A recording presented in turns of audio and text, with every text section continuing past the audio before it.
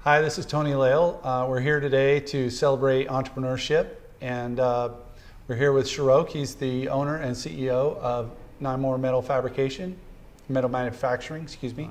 How's it going, Shahrokh? It's going good. Thank you for having me here. Yeah, you bet. Sure.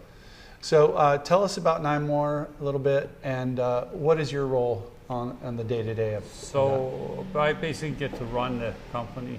Naimor is a metal fabrication, like you alluded to, although we fabricate other things too, other than metal, but mostly metal, and we go from simple parts to really, really complicated parts, fully with electronics and things like that in it. And we go from prototype scale to full scale, like full production scale, thousands of parts if you want, or a few. So, and that's basically what we do. I mean, we go, and the skill sets are from design and engineering all the way to production. And equipment is from basic cutting to welding to, like as of recent, we're trying to get UL listing. So we could do lights like these and things like that. Add to our capabilities. Right, right. How long have you been doing that? We got into this in 2012. Oh, okay. 2012. Then we got in, and we bought another company out in 2015, and then we consolidated in 2019. Excellent. And going at it. And then we're just adding a tube laser, which should add to our capabilities, cutting tubes and things like that in the next couple of months. Yeah. So a lot of that is getting the laser equipment set up and. Right. So the laser is coming in. I was telling you, it takes 6 trucks to just bring the one piece of equipment in. Got to get moved in on Monday. Not this week, next week. I haven't found riggers yet. Those are the people that move equipment around. So, and then once that gets all settled in, then you got to bring in the companies, manufacturers, to do commissioning, and then training, and you got to send programmers out to get trained. It's pretty complicated, and hopefully April, May we'll be ready to actually make parts. What's fun about that is people are already without the thing in there. They're asking us to quote. There's a lot of energy in the market for it. A lot of people say, "Hey, well, I get mine from Spokane. I get it from here, and that's great. You're having it. Give me a quote." And I'm, I'm quoting in the air right now, which is fine. Yeah, it's just a little risky, but so okay, I'm making these stuff up, but here's a quote that you want. So we're talking about entrepreneurship, right? And you mentioned a few things. You mentioned risk. Oh yeah. You said you're making it up a little bit as you go along because you kind of have to because the equipment's not set up. Right. When I say the word entrepreneur, what comes to mind? How do you define it? Well, it's all that. You're willing to take some risks for some rewards, right? And then you're on your own basically. Nobody else can give you. There's no answers to be had, so you make it up, right? Just things come up, and there's nobody to run. I mean, in big companies, I've worked for really big companies, and you just have somebody else that has answers, and you go, you check. Here, you're just taking the risk. You take your best shot and go with it. So. It's really taking risk and expecting reward, and hopefully it'll pay off. Right. Do you think that that view is different around the world here in the U.S. versus other places in the world? No, that's an interesting question. I thought about it, not being from here originally, but I think entrepreneurship they're all the same. All the people, but the systems that they work with is different. U.S. is such highly sophisticated capital markets. It's just incredible. From idea to market, and there's not a lot of impediments, and that's what makes it great. It's really, if you have an idea, and then the flip side of it is a lot of competition too. Oh, everybody else might have that idea. Right. So that's you have to work with that environment.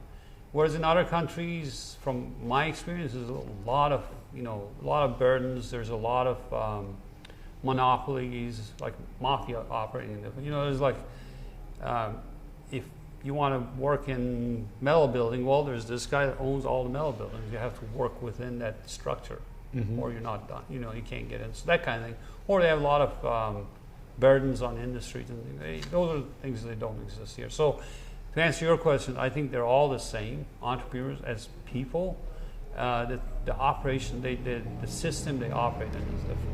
Like I'm sure it's different in Africa than in Europe and here. Sure, sure.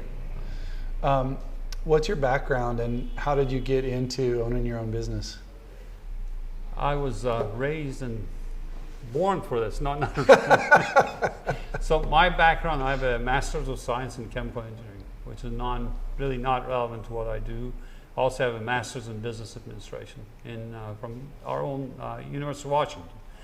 I was doing the startup for turning algae, that green stuff, into biofuel, into oil in the Bay Area. And then the oil prices dropped, went from $150, that was back in 2008 to 2012, something like that.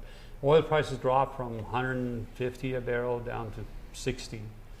And all the interest evaporated in algae all of a sudden. So I was looking for what I do, and my family wouldn't come down to the Bay Area. They live here. My wife worked for Microsoft.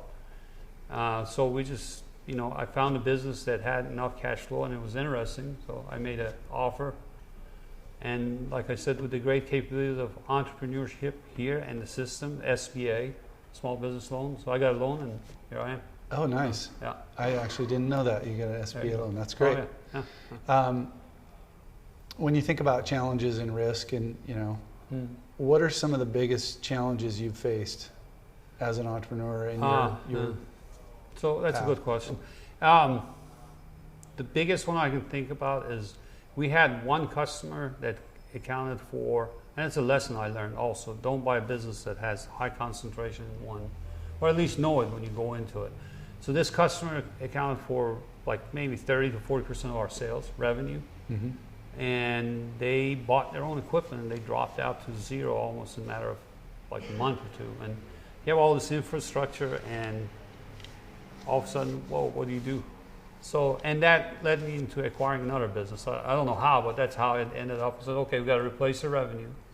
So go find something that's available, something that's similar, and figure out to get another bank to back you like that, and then go do that. Go get that. It didn't happen just like that, but it's just, it's sort of, they cornered me in there with not having that. I have to figure out, because it's very difficult to get that much revenue just overnight. You can grow it, but it's not that quick. So I had to quickly get something to retain all the capability I had, which we were fortunate enough to be able to do that.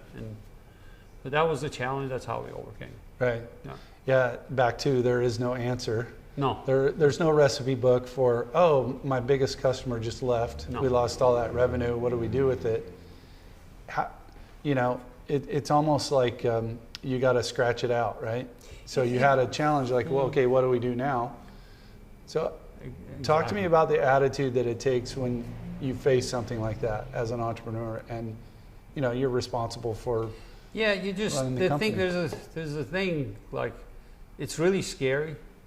Because you're making payroll. I have a big payroll. You got to make payroll, pay utilities, and you have the bank that have lien everything. They basically have lien everything I have, my house, and so it's like, oh, geez, what do I do? So that part you really have a thick skin. Depends on what you're doing, but you have to have a thick skin for risk, and then not fall down. You're gonna fall down anyway, but you gotta get back up. Yeah, you'll stumble. And just go through it, and then recover real quick, and you need to have a plan.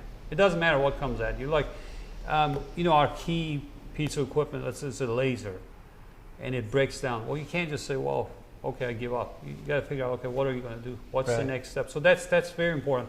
Problem solving and quick decision making, those are very important things you got to have to be able to continue operating. Yeah.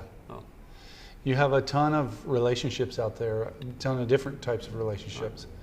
What would you say the key is to having good business relationships?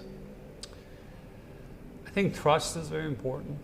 You're delivering value, and you're delivering something that people want, and you're going to do it with best effort, and what you're putting out is high quality and it's at a fair price. So, and there's trust that develops over time. Okay, I'm going to do this. This is what it is, and then being able to, at least with my clients, I've been able to help them where they get stuck. If I have to do something quick or do different things, that's helped me build relationships. Like, and then other clients, as I'm trying to grow relationships or do more, is adding capability that meets their needs. As an example, this tube laser is part of that. As I saw in the marketplace, there's not a lot of people supplying this, and there's a good reason for it. It's very expensive, it's very difficult, like 6 trucks to move and place. Yeah. But then there's an opportunity. So you have to decide, okay, do I take the, and then this client said, hey, if you do this, I'm going to give you a lot more business, which is what I want. So Yeah. then you move on, and then you build your, hopefully you build your relationship and go on with that. I like the stumble, but don't fall over. Right. There you go. That's it. It's okay to stumble, just don't fall over. As you're looking at the next year, you're kind of looking at where you hope to be. Obviously, you want the new laser in there, the new tube laser in there, and you want more business from that. And being the CEO, being a driven entrepreneur, you always want more revenue. You always tend to, I mean, that's just kind of ingrained in all of us. When you look ahead at the next year, what changes do you see coming for your business, for you personally? You know, how do you look at the next year? What's going on in your mind? Well, I have Fanet behind me, so hey, it's going to be big things, right? That's right. That's right. So I was actually working with my strategist, saying, "Hey, we're going to get this tube laser. What are we going to do? Let's talk about how to get it out." And because I have some suppliers that already supply those, but I got to protect. You know, I got to protect my supply until I'm ready to go big time. So, so year ahead, I'm hoping, like you said, we always have a revenue growth target, barring nothing disastrous happens, is like 20% growth. You know, that's something that would be success.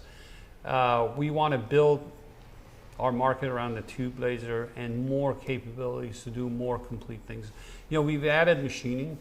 We didn't have machining. We added that. I haven't advertised it much because I'm trying to figure out where we fit. Because I have suppliers that I do machining with, and I don't want to, just shock them without being ready. Yeah. I have the full thing. We're doing assembly. We're going to add. Do you know what UL listing is? Universal Laboratories. It's basically if you're making electrical components, I think you need to have UL listing. So we're getting that. You got to go through some rigmarole and get the paperwork and do some testing. They'll come and inspect you, and then they say, okay, you get certified. Right, and so then you can make lamps and lights and things. And the reason I want it is for this unit I make for operating rooms. You get to put your own lights on it. Take that away. Add that service for my customers so it makes it easier for them. Right. They just place an order. I can do the whole thing. So I see growing and doing more things. Right. I really like to grow the tube business to a point where I need another one, and then that would need a bigger building because I'm basically out of room with the building our machining capability, on and on. More assembly, more. We've been exposed to some really interesting opportunities, and I'd like to take advantage of them and bring them home.